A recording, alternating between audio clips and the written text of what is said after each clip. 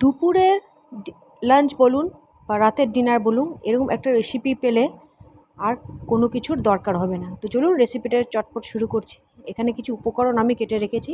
এটা মিক্সিং বলে আমি আদা আর কিছুটা পরিমাণ টমেটো নিয়ে তার সঙ্গে এখানে ধনে, জিরে, লঙ্কা গুঁড়ো আর হলুদ গুঁড়ো দিয়ে একসাথে মিশিয়ে একটা ফাইন পেস্ট তৈরি করে নিচ্ছি।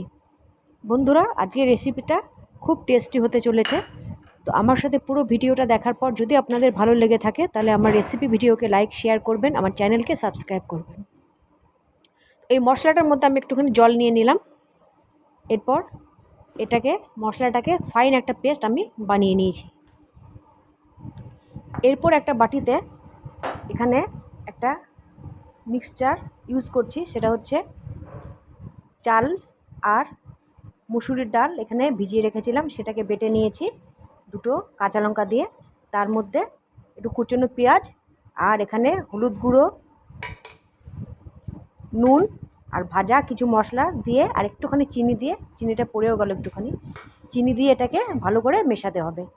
আর তার সঙ্গে একটুখানি যখন মুসুরির ডালটা ভিজিয়েছিলাম তার কিছুটা পরিমাণ মুসুরির ডাল, হাফ চামচের মতো মুসুরির ডাল এখানে আমি সরিয়ে রেখেছিলাম, যাতে করে যখন ব্যাটারটা তৈরি করব বড়াটা তখন একটু দাঁতে পড়বে, খাবার সময় খুব ভালো লাগবে। তো এর মধ্যে 1.5 চামচের মতো এখানে আটা মেশানো হয়ে গেছে, খুব ভালো করে ওটাকে মিশিয়ে নিয়েছি। এরপর একটা কড়াইতে সর্ষের তেল নিয়ে ভালো করে গরম করে নিয়েছি। তার মধ্যে ওই মিক্সচারটাকে ছোটো ছোটো বড়া করে, এখানে খুব লাল লাল করে ভাজা হবে না, আর ব্রাউন কালারের ভাজা এখানে বড়াটাকে করতে হবে। দেখছেন এখানে বড়াগুলোকে সব ব্রাউন কালারে ভেজে নিয়েছি, খুব সুন্দর লাগছে দেখতে। এরপর ওই তেলেতেই এখানে কিছু গোটা মশলা ফোড়ন দিতে হবে।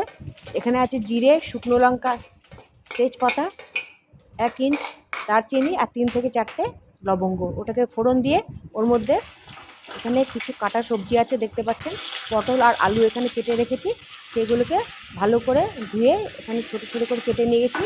তারপর ওই তেলে এগুলোকে সবজিগুলোকে দিয়ে দিয়েছি। এবার খুব ভালো করে নেড়ে তার মধ্যে হাফ চামচের থেকে একটু কম নুন আর হাফ চামচের থেকে একটু কম হলুদ এখানে দিয়ে ভালো করে এটাকে লাল লাল করে ভেজে নিতে হবে। এখানে নুনটা একটু কমই দেবেন, কারণ যখন মশলা পেস্ট হয়েছিল ওর মধ্যে নুন দেওয়া হয়েছিল।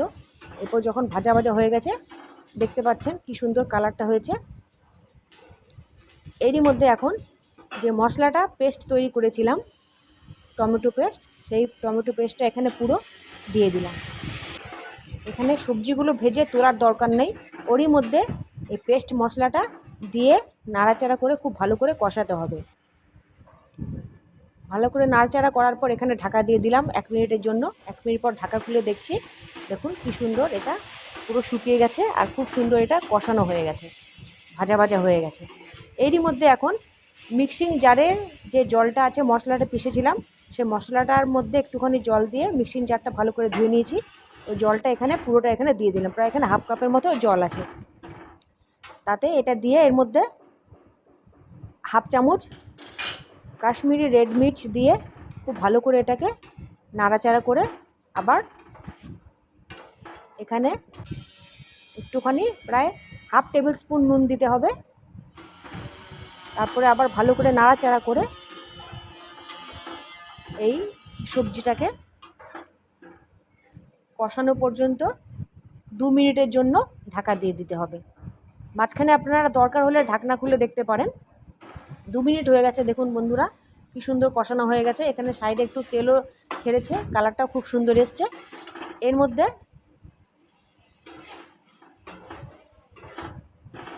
খুব ভালো করে নাড়াচাড়া করে নিয়েছি। এবার এর মধ্যে আপনারা নিজের ইচ্ছে মতন এখানে টমেটো টুকরো করে দিতে পারেন। তো আমি এখানে একটা পাকা লাল টমেটো লম্বা লম্বা করে কেটে টুকরো করে দিয়েছি। তার মধ্যে ভাজা যে বড়াগুলো তুলে রেখেছিলাম, সেই বড়াগুলোর মধ্যে থেকে কিছুটা পরিমাণ বড়া এখানে দিয়ে দিলাম। বাকিটা বড়া 6-7টা বড়ার মতো আপনারা সাইডে রেখেও দিতে পারেন, পরে আপনারা খাবেন, আমরাও খাবো। তো সেই বড়াগুলো টমেটোর সঙ্গে খুব ভালো করে এখানে নাড়াচাড়া করে দিলাম, আর তার সাথে হাফ চামচের মতো চিনি এখানে দিয়ে দিলাম। এবার খুব ভালো করে এটাকে মেশাতে হবে। বন্ধুরা, আজকের রেসিপিটা যদি ভালো লাগে তাহলে আমার চ্যানেলকে সাবস্ক্রাইব করবেন। ভালো করে নাড়াচাড়া করার পর এখানে বাকি যে জলটা ছিল মিক্সিং জারে ওটা আমি একটা বাটিতে ঢেলে নিয়েছিলাম, সেই জলটা এখানে দিয়ে দিলাম। প্রায় হাফ কাপের মতো এখানে জল হবে। খুব ভালো করে এখানে নাড়াচাড়া করতে হবে। নাড়াচাড়া করা হয়ে গেলে এখানে আরও একটুখানি জল দিতে হবে, কারণ বড়া তো, বড়ার মধ্যে জলটা দিলে বড়াটা খুব তাড়াতাড়ি জল শোক করে নেয়, তাহলে তরকারিটা খুব শুকনো শুকনো লাগবে। তো আরও একটুখানি জল দিয়ে এখানে নাড়াচাড়া করে আবার ঢাকা দিয়ে দিয়েছি। এর মধ্যে আমি মাঝে একবার ঢাকনা তুলে দেখেছিলাম, নুন খুব কম হয়েছে এখানে। নুন আপনার নিজের ইচ্ছা মতো পরিমাণ অনুযায়ী দেবেন। তো আমি এখানে হাফ চামচের মতো নুন এখানে আমাকে আরও অ্যাড করতে হয়েছে। তার সাথে ভালো করে নাড়াচাড়া করে তার সাথে এখানে আমি হাফ টেবিল স্পুন থেকে আরও কম এখানে গরম মশলা অ্যাড করে দিয়েছি, আর গ্যাসের ফ্লেমটা এখানে বন্ধ করে দিয়েছি। তারপরে ভালো করে এটাকে নাড়াচাড়া করে এখানে 1 মিনিটের জন্য এখানে ঢেকে দেবো, যাতে গরম মশলার যে গন্ধটা আছে, ফ্লেভারটা আছে, পুরো তরকারিতে যাতে এটা মিশে যায়। এরপর বন্ধুরা তরকারি রেডি। এবার প্লেটিং করছি। দেখুন বন্ধুরা, খুব সুন্দর লাগছে। আজকে রেসিপিটা দেখার পর আমার রেসিপি ভিডিওকে লাইক, শেয়ার এবং কমেন্ট করবেন। অতি অবশ্যই বাড়িতে বানাবেন। আজকের মতো নমস্কার।